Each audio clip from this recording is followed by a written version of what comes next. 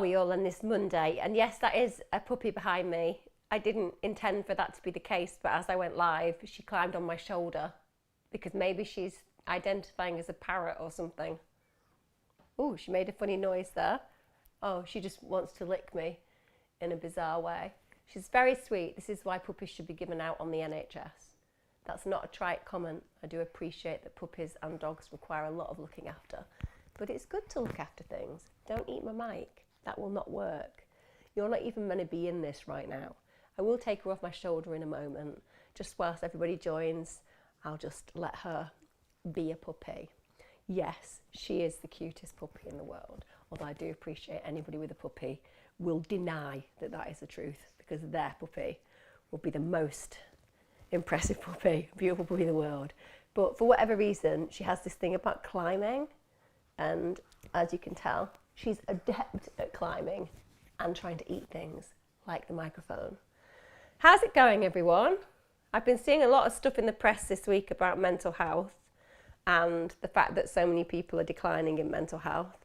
So I just thought I'd start by acknowledging that I think that there's a lot of people really starting to feel what I consider the fallout from the last few years.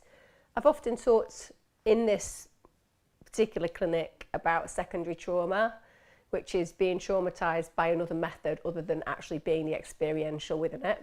So you don't get hit by the car, but you see somebody get hit by a car, and so on and so forth.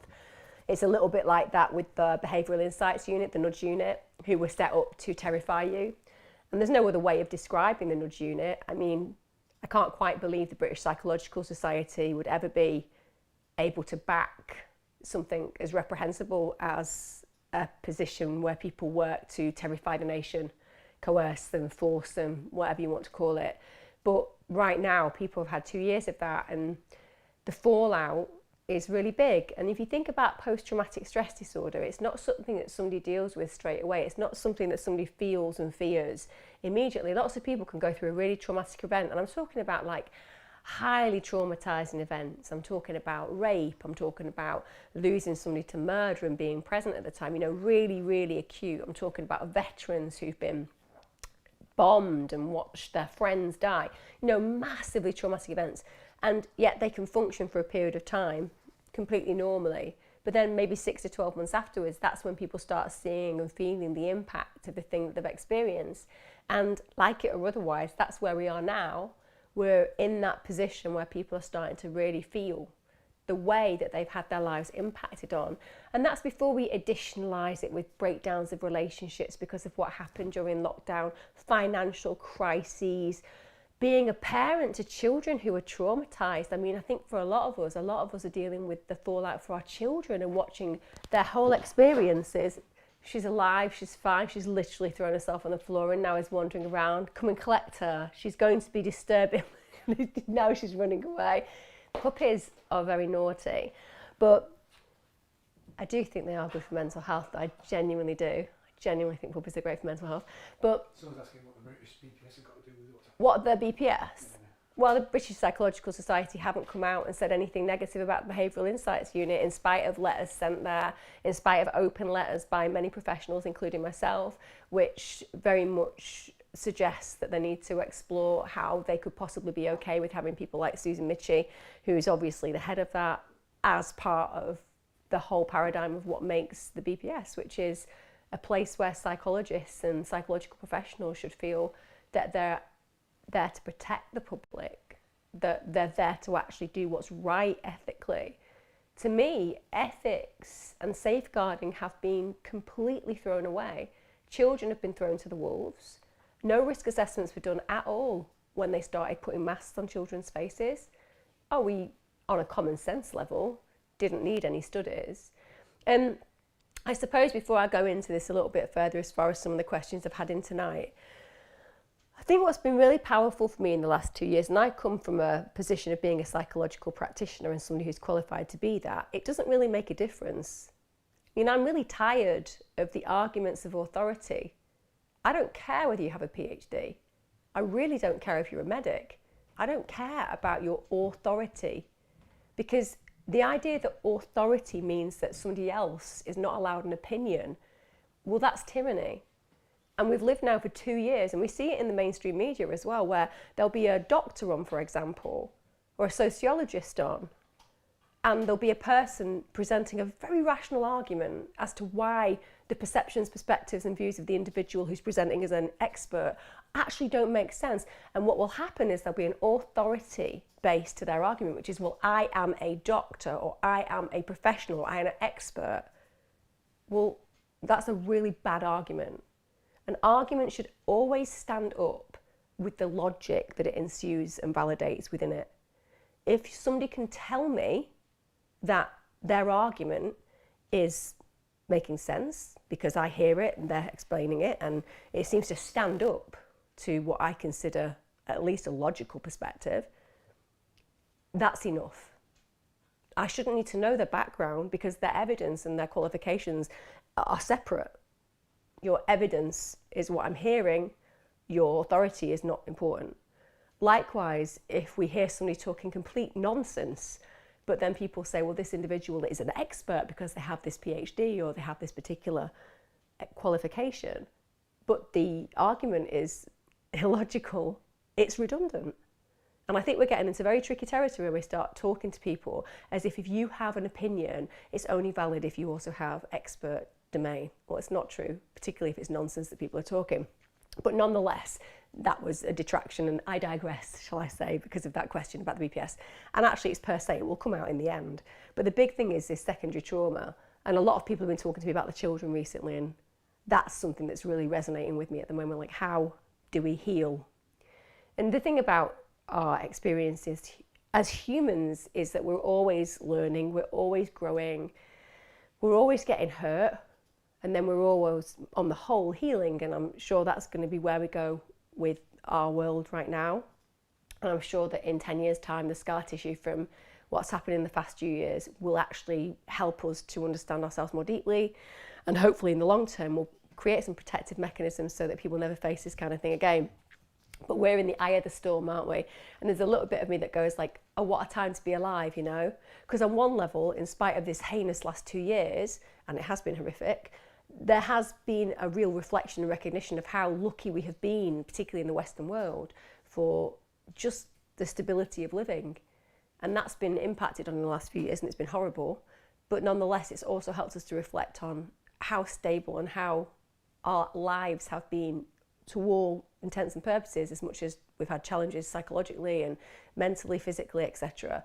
When it comes down to society, it's been a little bit more of a secure foundation. And I guess that's helping us to really reform that idea that security is a myth, but also, for the most part, it has been quite a nice experience up until the recent years. Anyway, that was my little thought to start off. As you know, I always go down a little bit of a tandem thing, but the authority thing is really getting me at the moment.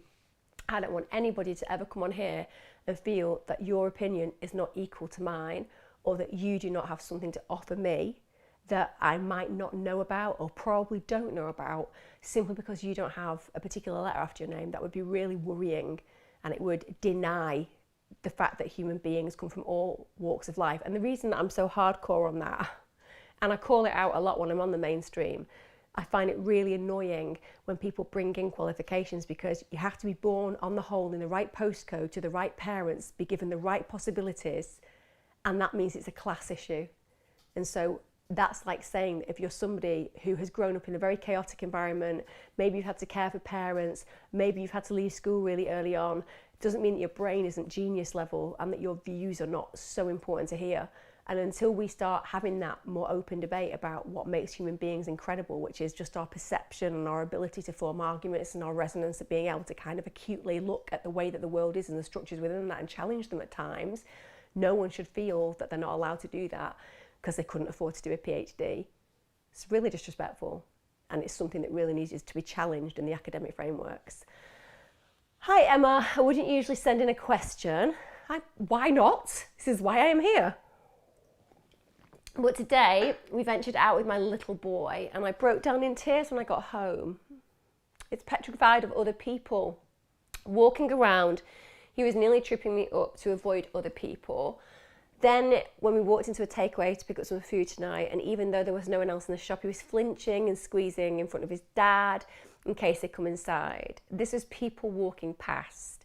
I feel like I'm falling apart as a mum. What can I do to help him? I've spoken with him and feel completely helpless. I'm going to imagine this is a younger child.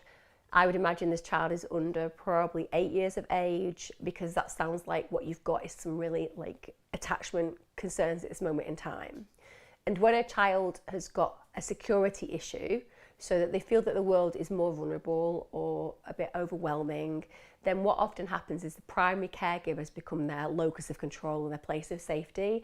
And what that will result in is them hiding behind legs, them kind of looking up at mum or dad for lots of reassurance, them getting a bit scared and weepy if somebody comes near them. And on one level, for a parent, that's highly distressing, because we all want our kids to be really happy and we want them to just like go off into the world with wild abandon and just enjoy themselves.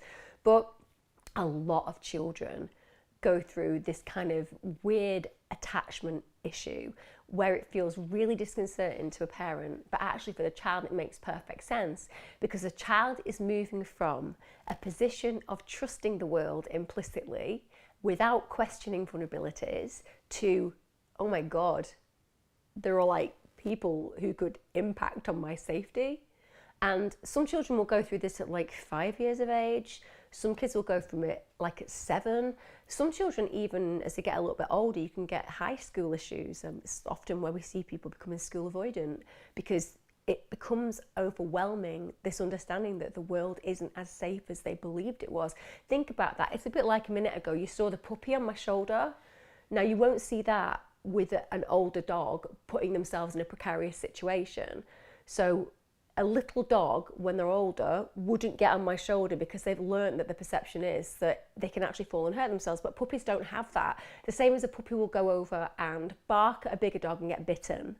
And they get bitten for a reason. The older dog is teaching them, don't come too close to me. They don't do it hard, but this happens. Even though your child is not a dog, the same rules apply.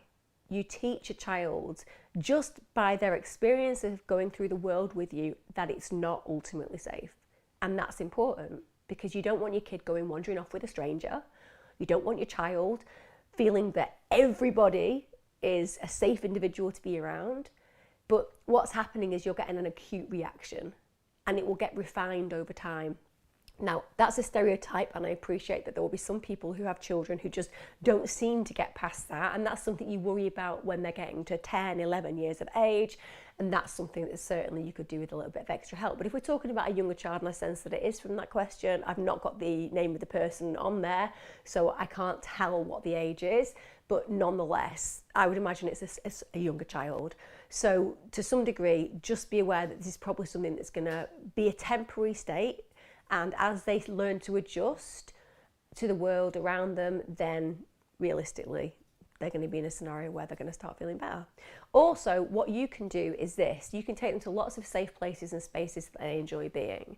And you can build up their time where they feel that you're moving a little bit more distantly to them. It's the same when you go to situations where they go into the nursery and a parent will have to come in because one child will not settle at all and gets hysterical. And then you just grading exercise where you just move further and further away, so they start getting more used to the world around them. But like I said, you've had 2 years of trauma. Your instinct will be saying there is something seriously wrong with my child, and it's because they've just absorbed all of this horrible stuff around them and all of this secondary trauma. And there'll be a bit of that that's true, but ultimately for a lot of children, this is just something that they go through. And even if you've got other kids that haven't been through that, that doesn't mean that there is anything abnormal about the child who's going through it. So lots of praise whenever they do anything a bit risky. Lots of reinforcement when they're able to encounter the world well. Even if it's when they go to the takeaway and they're looking at people flinching, right? Ignore that behaviour, don't acknowledge that behaviour. But you know, when they take the bag of chips off you and start eating it, just be like really encouraging of that. So you kind of displace the attention and you put it in a place where they're actually got some level of control.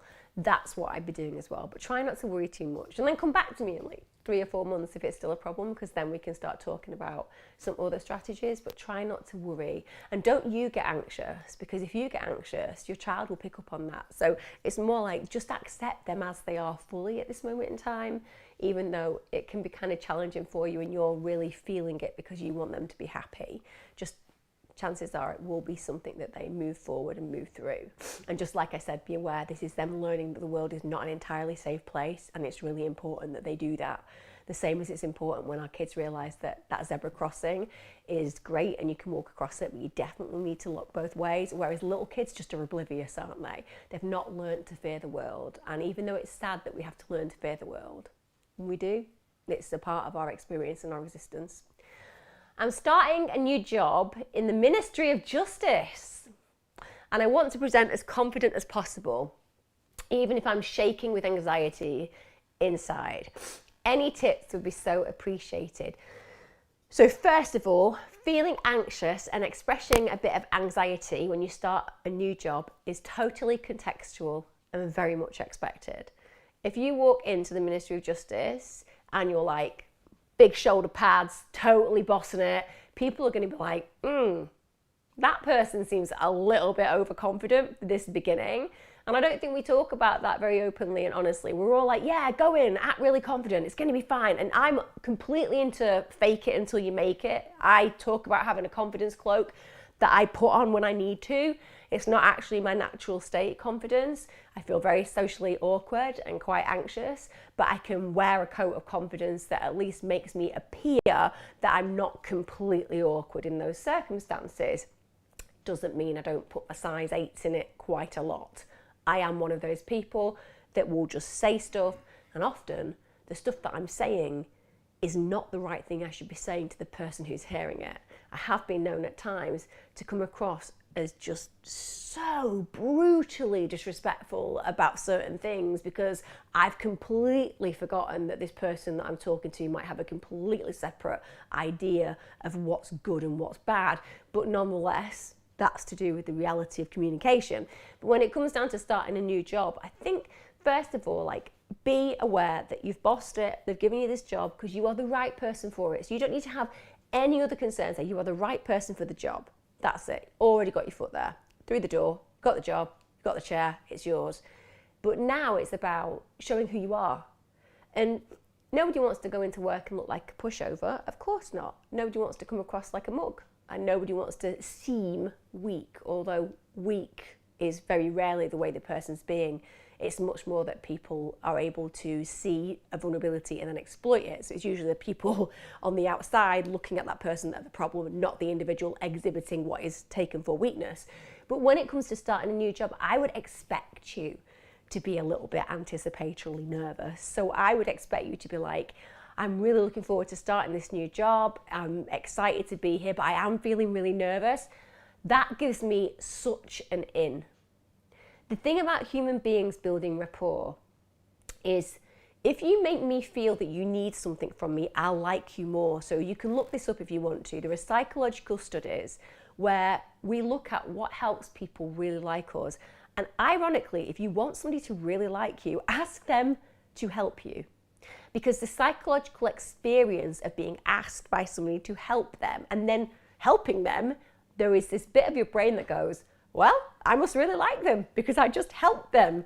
So people are always looking at forming relationships, building rapport and creating ins.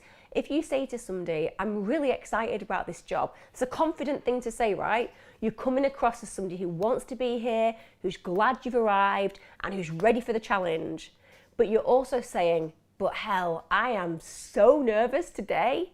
And that lets that person who's showing you around or who's sat near you go, I like this person. This person is honest, transparent, humble, and also excited. And there's a space here that I can walk across that bridge and meet them on it as we start this new journey together. So I would say that would be my most confident idea to express for that situation, as opposed to just being like, I'm here, I'm amazing, it's all gonna be great, I'm like the most confident person in the world, I'm ready, I was born ready and all that stuff. It's like, you are all that, but you're also this human being who right now could just do with somebody to say, hey, you're nervous, that's cool, I'm gonna show you around, this is where the canteen is. Or I'm gonna take you here, which is where we'll hang out at this time. Or I'm gonna make sure that you get on the socials list so that on a Friday, we all can hang out together. You give somebody an in. Also, as you start working there and building the rapport, look for things that you can do to add value. I always think that. I used to do a thing when I ran a mental health service, and it was just a really basic thing that I do. And I just used to give a Wednesday afternoon to drop in for staff. I wasn't there for the staff, I was there for young people. So my duty was like 16 to 25-year-olds, but the staff were really struggling a lot of the time.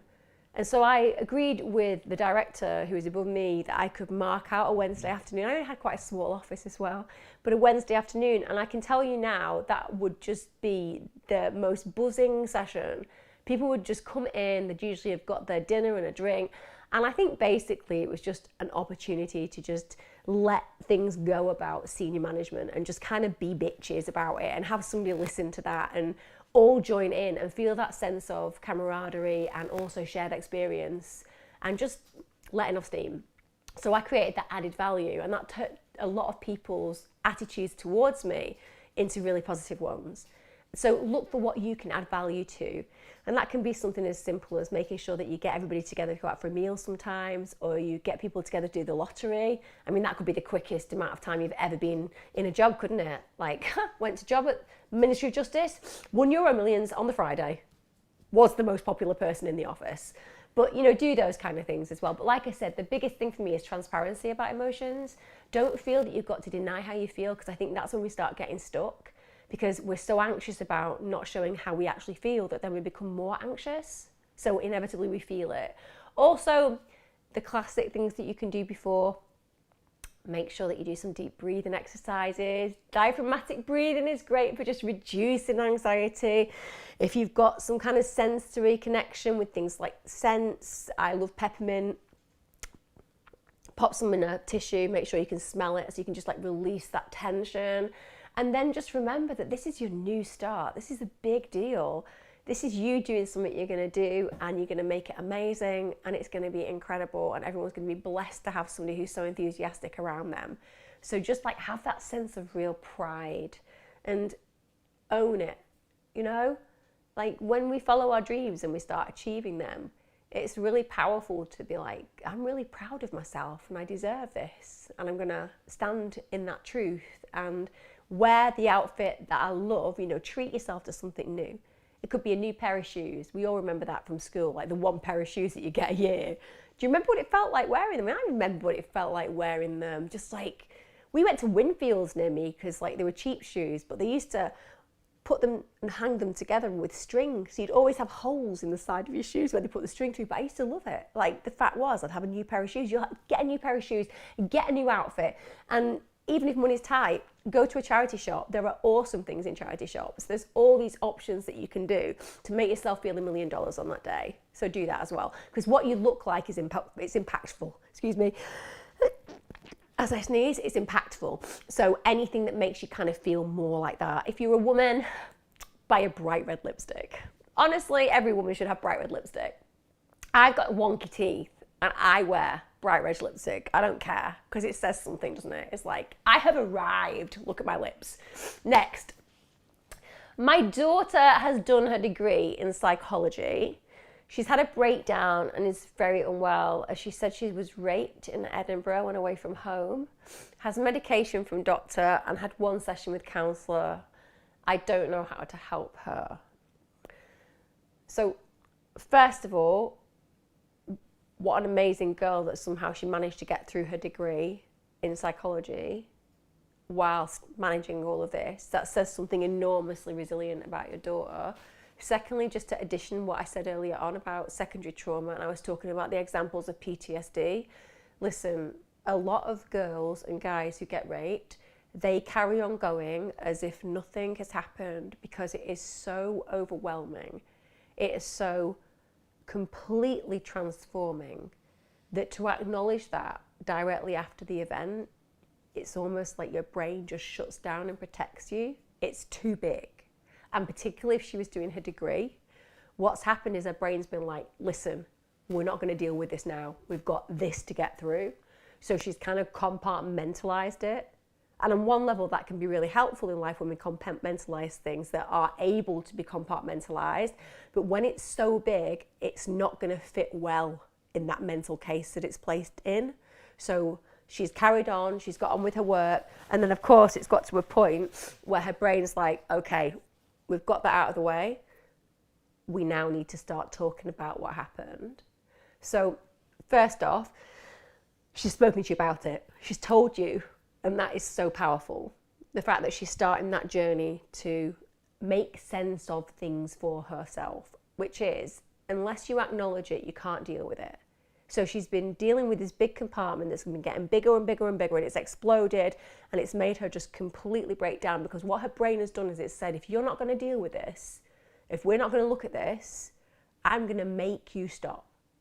And she'll have just been getting on with things and been like, no, not yet, not yet, not yet. And in the end, her brain and her emotions have been like, right, we are going to give you something to stop about. So the breakdown is horrific, but it's a manifestation of her emotional and physical connection with needing to deal with this. So even though you can be really scared of that, you can also say to yourself, okay, hang on, this is good, not what happened, that's terrible, but this is good that finally she's acknowledging, whether that's on a spiritual, emotional level that she's not even acknowledged, it's just because it stopped her, even she might not have even felt that she's had any power over that. It doesn't matter, it's the same position. Something has gone on in her where it's like, we need to start resolving these feelings. So first of all, she's told you, and that's just powerful, because you can't change it. And it's not your job to heal it either. And that can be really difficult for parents, because you're like, how do I solve this? That's what great parents do all the time. You ask that question, how do I make this better? And it feels like you're a failure if you can't just create the remedy, because that's what we did all their lives. You know, they fall over and they cut themselves, and we clean it up and we kiss their knee and we put a plaster on it and we give them a sweet and we say it's all going to be okay, and they are.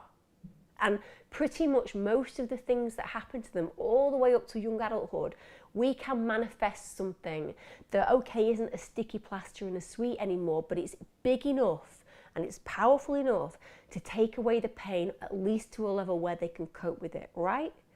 And then something big happens and there's no sticky plaster and there's no soothing it. And it's they that have to go through the journey. It's they that have to go through the fire. And you can't even stand there handing them some kind of extinguisher or protecting them from burns, because this is their journey and it's your job now just to be there beside them, but knowing that you can't change it. That's really painful for you. Your daughter is going to be okay as long as she gets the help that she's getting, and as long as she knows that no matter how long it takes her, there is always going to be a soft place to fall, because that's what you'll provide. You can't heal it, you can't change it, but you can provide a safe, soft landing. That means that no matter where she is or how she feels, there's always a safe place. And that is something that you'll be able to give a better and more comprehensive space than anybody else would be able to give, because you are her mother. You're not going to be able to do the therapy because that's what the therapist is there for. And it might be that your job is helping her to come to terms with the fact that she wants to speak to the police, which is an overwhelmingly terrifying thing for survivors to do. And it might be you that holds her hand as she does that.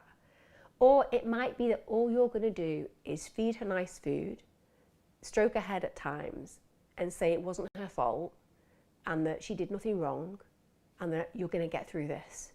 And I can't tell you how important those kind of reassurances are, even when they're falling apart and they're angry and they're like, it's not going to be all right, I'm never going to be all right, I'm broken, all those feelings that people have. Your job is just to firmly say, I understand you feel that way, but it's going to be okay, because I'm going to be here until it is okay. So it's like you're not denying the pain, you're not denying the process, and you're not denying the fact it could take time. You're just making it clear, firmly, that you're never going anywhere and it's always going to be a safe place where she can return no matter what. When you've got PTSD, you don't develop it for like 12 months, sometimes 18 months, sometimes 3 years. So it's only now that she's able to start managing the fact that this occurred, and she's dealing with the ramifications of that. She's seen a therapist. I don't know what therapy that therapist is doing, but you might want to look at something called EMDR. So EMDR is a really excellent trauma therapy, and it can reduce traumatic experiences as far as the emotional feeling very dramatically in certain people. It's got a high success rate, so it might be that you want to explore that.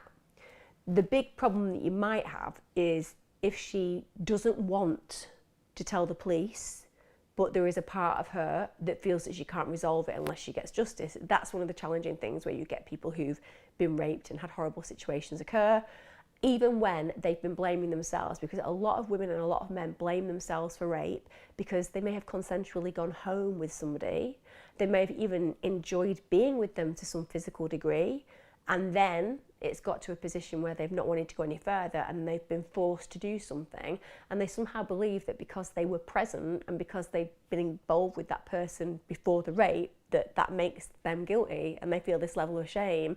And it's really helpful to help people who are dealing with that see that this is just a reflex of wanting to control things. So the reflex is, oh, well, how can I make this my fault? Because if I can make this my fault, I can recalibrate the situation, I can change my behaviour, thus never encountering this kind of experience again. But what we have to softly and smoothly do is help that person realise that they were a victim and it was never their fault, and they can't control that other person's behaviour, even if it would make them feel that the world was safer, because then they've got some kind of overarching control on what played out. You've got to help them kind of let go of that, and that's very painful, because you are saying to somebody, bad things really do happen to really good people. And we all like to grow up in a world where we think that good always overcomes evil, and that people who are good get good things in the end. And that shit doesn't always happen. And letting that go is something that's really painful. So you could help her with that understanding as well. But the most important thing is to know that the fact that you know and she's got some kind of support is really, really, really paramount. When it comes down to the medication, the doctor and her will have discussed that. I think it's really important with medication that people check how they genuinely feel, because some people do need trauma medicating and some people need to feel trauma to move through it. So it depends on where she is and how she feels in that level. But like I said, you've got everything in the right place, you've got everything in the right space, and now it's just remember what your job is. Your job is to be a mum, and there is no one else in the world like mum, and everybody needs a good mum. And the miracle of being that maternal force is that you will be struggling, you'll be panicking, you'll be devastated, you'll be grieving, you'll be all these things, and how incredible is it that another human being can go through pain, and that maternal force feels all of that because of the love, because of that intrinsic, unconditional, constant, thick love, that you can feel all of that for another human being. And what you need to do with all of that feeling is go, okay, well, I don't want to feel this panic. I don't need to feel this grief anymore. It's not mine. Actually, what I need to do is I need to turn it all into resourceful strategy to let my child know that no matter what, I'm going to be that soft place for her to land. She can be as angry as she wants with me, and I will be there. I will turn up every single time she needs me. And that is a healing force in itself, in my experience, without a doubt. Let me know how she's going as well, please. And also be around that there is things like Rape Crisis, and there are lots of little charities that you can look up in local areas that often have got support groups and things that can just additionalise the opportunity to talk to other people who've been through the same situations. That can be helpful as well. There's nothing like sitting with a group of people and being like, you get me, and I don't need to explain it because I know you've been there, so that can help as well. Hi Emma, any advice on how to deal with a suspected cancer diagnosis? I have BPD and major depression, and I have a colonoscopy this Thursday, and my anxiety is going crazy. So first of all, reactive anxiety is completely normal, right? Having a colonoscopy when you have a suspected, or let's say they're investigating the potential which could lead to a cancer diagnosis, because what I've learned a lot about medicine is that often we think the worst case scenario when we're presented with something that's investigatory. So we can have problems in a certain area, we can feel a lump, or there can be a blockage, and they start saying things like colonoscopy or endoscopy, and we can start imagining, wow, worst case scenario, best prepare. And on one level, the reactive anxiety is completely natural, isn't it? because you don't want a cancer diagnosis. So you feel anxious about the idea that it could turn out that way. And I think that owning that and being okay with that feeling is really important, because it's there to try to give you a purpose, which is, I don't like things not being within my control. I don't like having to wait for somebody else to tell me what's going on with me. And I've got to wait till Thursday just to get through the colonoscopy. So acknowledge that, because it's not strange that you're having those feelings. Major depression and BPD. So the very fact that you have major depression and BPD, I would say, first of all, it's really important to think about becoming more calm per se. And the reason I'm saying that is stress, coping and disease are really interconnected. So the more stressed we are, the poorer our health outcomes become. And that's for all of you listening. So when we talk about reducing stress, it's not just about the fact that we don't like feeling on high alert, or we don't like that feeling of being scared, or that we don't like that worst case scenario, catastrophizing. Yeah, we want to get rid of those feelings because they're not nice, but we want to get rid of those feelings for a bigger issue, which is the correlation between people who have high stress and poor health outcomes is massive. So anything that we can do to just bring it down. So even if you were dealing with a cancer diagnosis, yeah? Number one, cancer is a word that is so loaded and is often misunderstood because it's so loaded. So when people talk about cancer, everyone imagines that it's this one disease, don't we? We imagine that they've said it's liver cancer, or they've said it's breast cancer, or they've said it's leg bone cancer, But every cancer is a different type of cancer. So no one knows what they're dealing with until they're working with the consultants who are managing their care. And the prognosis for cancer these days is astronomically high as far as being a success. So people healing and getting well, it's enormous. So again, even if you were dealing with this very loaded word, you don't know what the word encapsulates until you're dealing with it with your consultant. And even then, it's always about treatment, and it's usually about a pathway to healing, yeah? So try to bring it back to that perspective.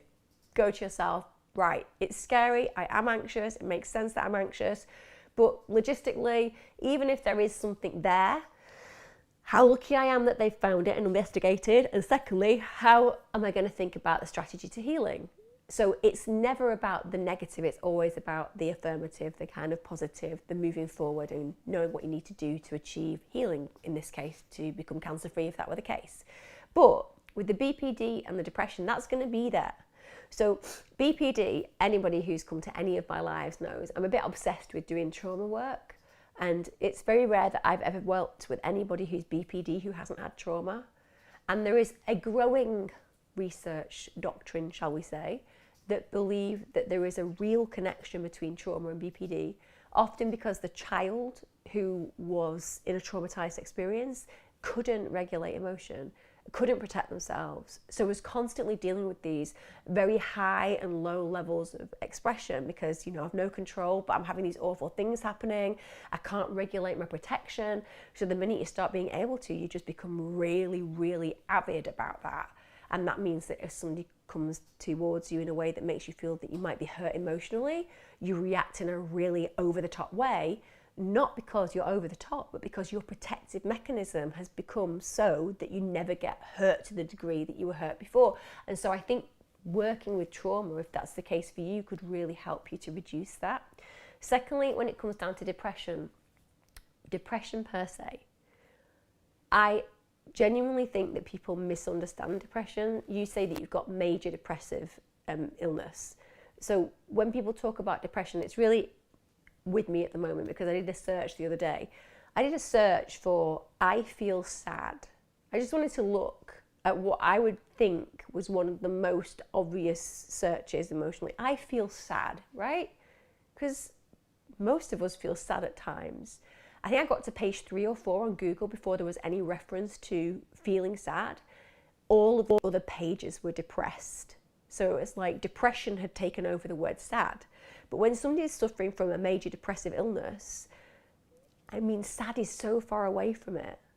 And the reason I'm saying that is because a lot of people think they feel depressed when they just feel sad. And sad is hard. Sad is really challenging. Sad is painful. But it's not depression.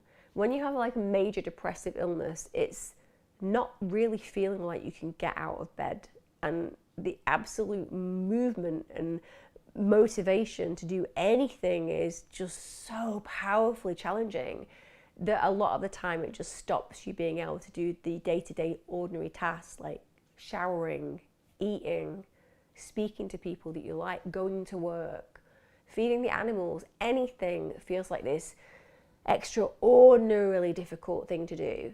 So that's what's being talked about when somebody's saying major depression. But the remedy to some of that is going to be the same that I'd give to somebody who was feeling sad. That's not to underestimate major depression.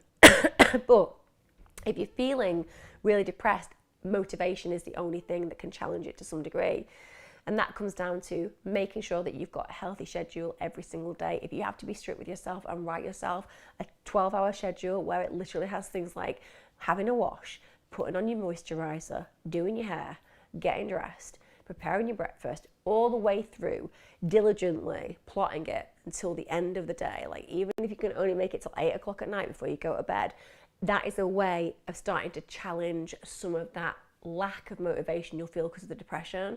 But also with routine and with that kind of effort, particularly if you grab in some exercise and some eating that's healthy, you're going to reduce some of those issues around the symptoms that you feel.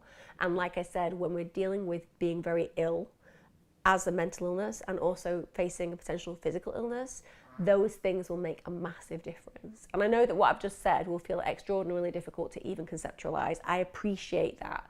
Don't think I'm underestimating your depression. I'm not.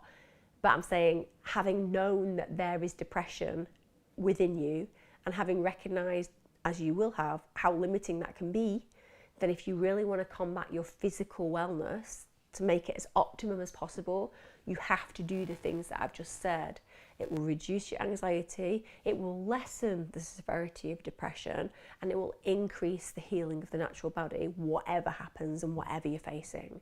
But will you let us know how your colonoscopy goes, and just come back and let us know whether you are facing that kind of prognosis? And if you are, well, we'll take it from there. You're not alone. And like I said, it will be a journey of healing, not the opposite. So just remember that and hold on to that. Also, just to say, I often, when it comes down to the way that consultants deal with things, know what you want from your consultant. So if you, for example, we're going to have a consultant tell you that you have stage 1, 2 or 3 or whatever cancer, it can actually be really helpful to just let them know beforehand that you just want to be told straight if that's how you feel, or you want them to sit down and make you a cup of tea. I think the etiquette of consultants needs to be dealt with by the individual seeing them, in my experience anyway. Why is BPD stigmatized in the media? I feel like a monster when in fact I'm the opposite. Think about the last few years. Listen, what you see in the media is always extremes. It's what sells, it's clickbait, it's just the bullshit a lot of the time that they know is going to mean that when you're reading that article that has no relevance really in real life, that you might click on the advert that sells you a barbecue. I'm sorry I have to reduce it to such a level, but it's the way it works. So BPD is not something that anybody should ever feel is being made out to be a monster of personality. Like, some of the greatest people I've ever met, and some people I know who aren't diagnosed with BPD, but I genuinely think that they are definitely BPD, it's just they've not been diagnosed, are the most genuine and awesome humans I could imagine. Yes, some of them have a temper, and yes, some of them struggle to regulate relationships, for example, particularly intimate ones, and yes, that can cause problems, but there's also this huge array of just astoundingly beautiful qualities and bright and funny and engaging and charismatic and joyful and sad, all those things all in one. But that's not a story, is it? It's not a story. People with borderline personality disorder, really engaging, bright, intelligent, lovely humans, they're not going to read it.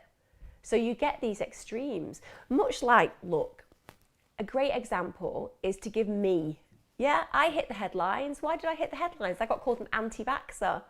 By the way, if you're an anti-vaxxer, I have no issue with that.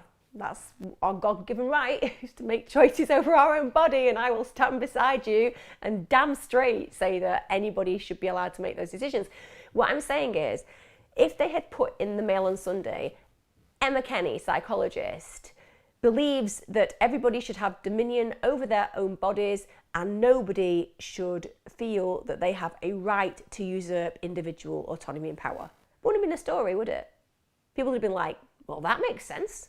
Emma seems to be suggesting that everybody has a right to make decisions over their own body, and it seems like a damn reasonable argument. So instead it's like, Emma Kenny's getting sacked for being an anti-vaxxer. That's what they do. It's not you, and you know it isn't you, but it is the press, and the only reason that they do that is because it sells papers and it sells adverts. And the bigger question is, why as human beings are we so taken with wanting to read extremities? Why don't we want truth? Because the press can only ever sell us what we consume. So the bigger, more philosophical question is to have a conversation with ourselves and our communities and each other to say, when are we going to start learning to call things out that maybe get stigmatized because of the narrative that's played out in the MSN? Because unlike individuals, let's take, for example, at the moment there's a really intriguing and interesting storm over Jimmy Carr saying things that have now been construed as racist, and The Rock and Joe Rogan. It's much easier to cancel an individual, isn't it? So you can kind of see that. And by the way, I don't believe in cancel culture whatsoever. I think that cancel culture is a cancer. And I think that the only way that people learn is to sometimes say things that offend people. And then we all get to go, oh, that wasn't okay. Don't do that again, maybe. And even if they do that again, that's okay. That's their right to do it again. It's still our right to challenge that, yeah. But when you cancel somebody, you literally send them underground and the views don't change. And the idea that people getting cancelled in the mainstream means that people who believe the things that maybe people believe they are standing for change. Like, quite the contrary, it gets more ingrained. So like, I'm a big believer in people talking about things constantly, but it's a lot more difficult for the MSM to get cancelled, isn't it?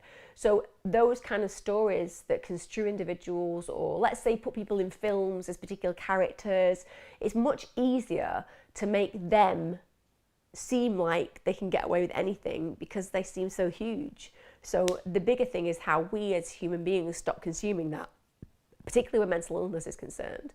I constantly see stereotypes about mental illness. I mean, anybody who's seen the film Split, I mean, you know, like, dissociative identity disorder is one of those things that is like deeply challenging for people, and like it gets glamorized in a way. Like TikTok is a place at the moment where, like, if you've got DID, just to say, guys, DID, dissociative identity disorder, used to be known as multiple personality disorder.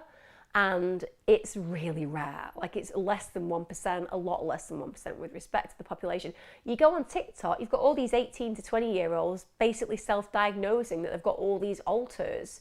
And it's like people are so desperate to belong somewhere that they want to belong wherever they can find a place and a space.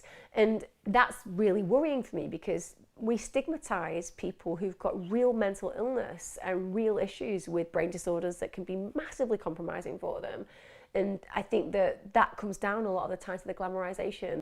Don't get me wrong, I don't mean it's glamorizing the person who feels that, for example, BPD, which is real for them, is being explored in a sympathetic and understanding way. It's more that it's glamorized in a way where it's amplified, and often the wrong amplifications happen. It's funny though, you know, everybody learns all the time. I had somebody get in contact with me today because I was talking about somebody in a wheelchair the other day. Somebody had gone from being able-bodied to being disabled in a wheelchair. And I used the words confined to a wheelchair, and they like sent me a email which just basically said, like, I don't feel confined to my wheelchair. My wheelchair is what lets me have freedom. So think about your language. And it's really important, isn't it, to be able to kind of listen to somebody's perspective and then go, okay, I'm going to refine that. And really, that's what should happen with the media. So I'm sorry that you get that portrayal, and I'm sorry that you feel that it makes you seem like something you absolutely are not. I hate the idea that somebody with BPD would even have the word monster in a sentence associated with them, it is completely at odds with what the experience of individuals who know people with BPD are and have. So that's not on you, that's on the way that these kind of things are portrayed, because it's different. If it's not typical, it's going to get portrayed in that kind of way. And you have to kind of take a step back and take a deep breath and be like, you know what, the best power I have in challenging this is to just be authentically me and be unashamedly who I am with BPD. Because then when anybody meets you, you automatically deny the reality of what they see in the main press, because you are not the example that they expect to have, right? That's one of the most powerful things you can do. Just be you, unapologetically, unashamedly. Hi, what are your views on exposure therapy medication, or exposure therapy stroke medication for agoraphobia? I mean, I love exposure therapy. I think it is the quickest, most effective way to ever get past a phobia, personally. So it's my bias, right? You've asked me the question, so that is my absolute core belief. My absolute core belief is, if you want to get past a fear, you get yourself exposed to it. If you can do that with a practitioner who is qualified in that, brilliant. Because that means that you'll feel that there's a safe place and a safe space for you to kind of go through those issues and work on how you're feeling. And sometimes you'll do things like imagine what it would be like to go and get exposed to it. Then you might like watch a video of somebody being exposed to it. You can grade exposure, right? You can do this yourselves at home as well. If you've got a phobia, you can actually do this yourself. So that isn't denying that therapists are great at doing this. I'm just saying that not everyone can afford it. But exposure therapy can be really, really helpful. So taking, for example, somebody who just doesn't want to leave the house and it's too much to go to the front door and just walk down the street, that's too big. So what we start off with is imagining that. So like imagining what it's like to go out and like how anxious do you feel? Let's grade it between 1 and 10, 1 being not afraid, 10 being super afraid.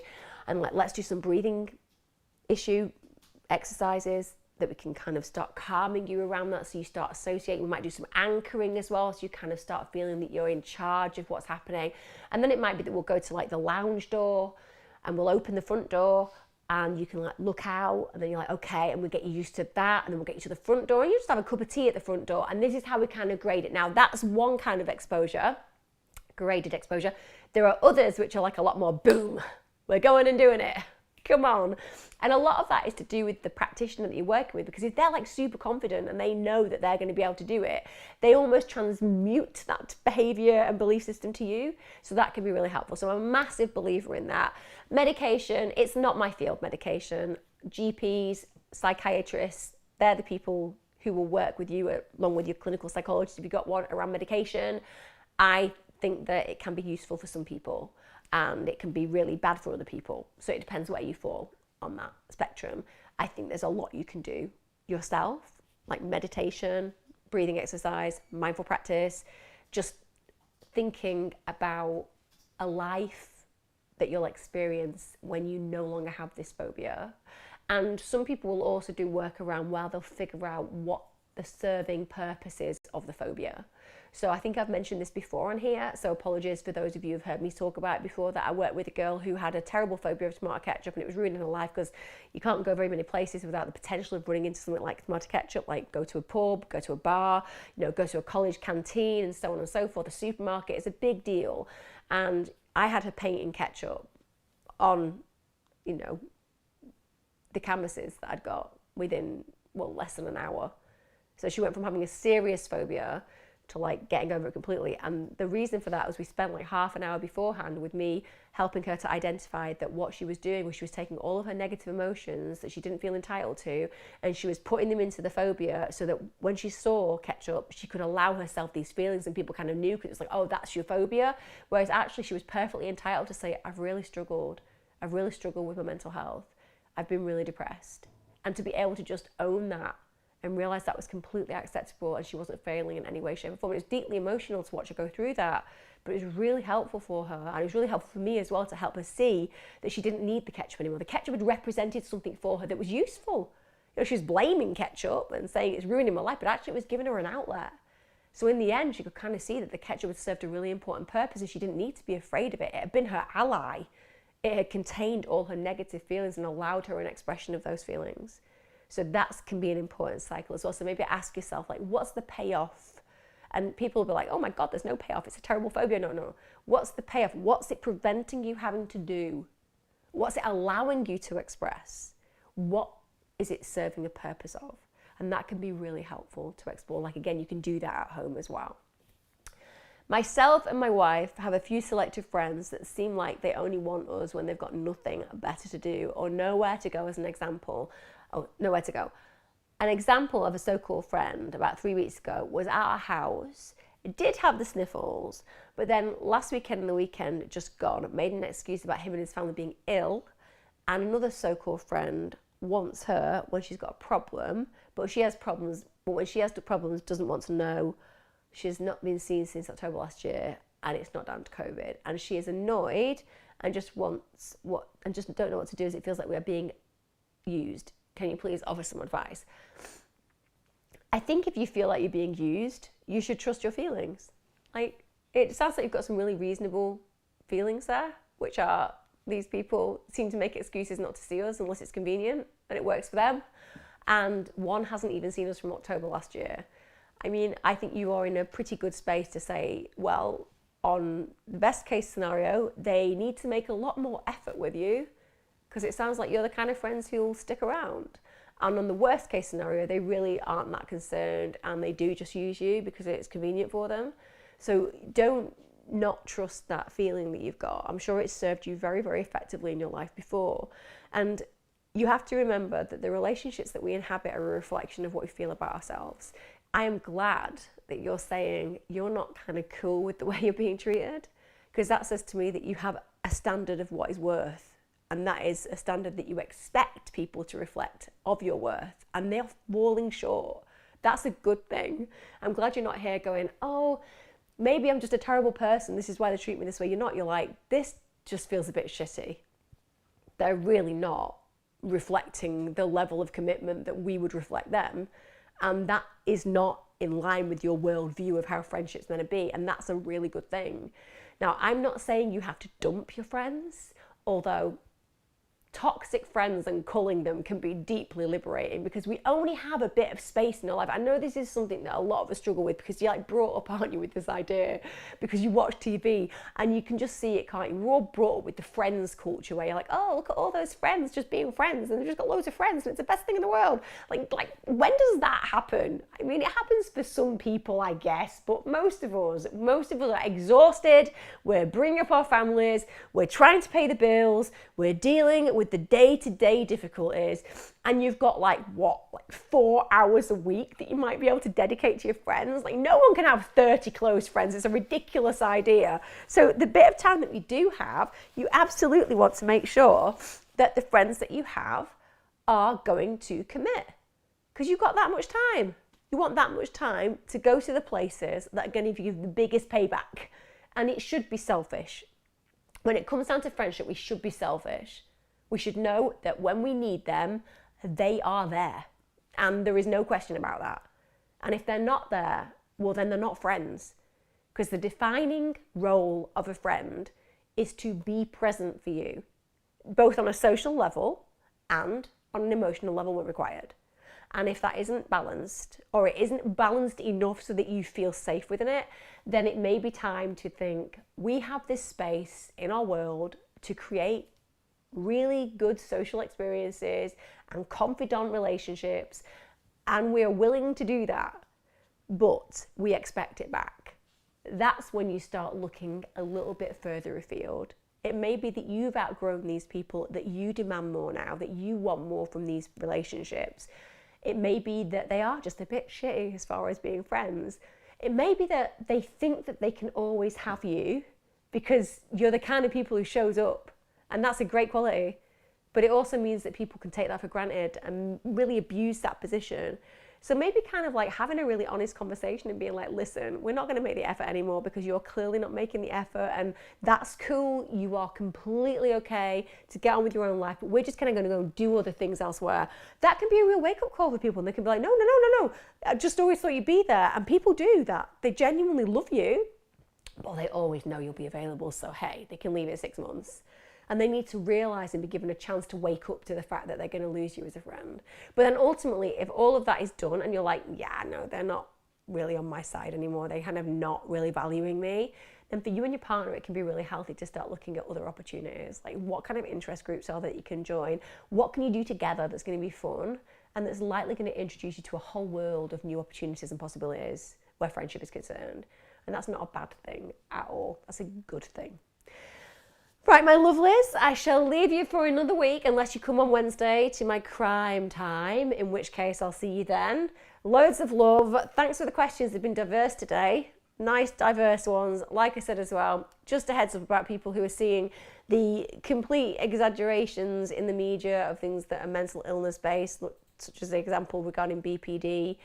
Just be aware, like, it's not on you, it's definitely on them, but it's the world that we live in right now, and it's really annoying. But equally, just know yourself and trust yourself and be the example that you can set to the world around you, because that does far more good and has far more impact than some shitty story in the mail every 15 seconds, because literally news is now so consumed that they can just take 3 tweets and make it a story and ruin somebody's life. It's just the way it works, isn't it?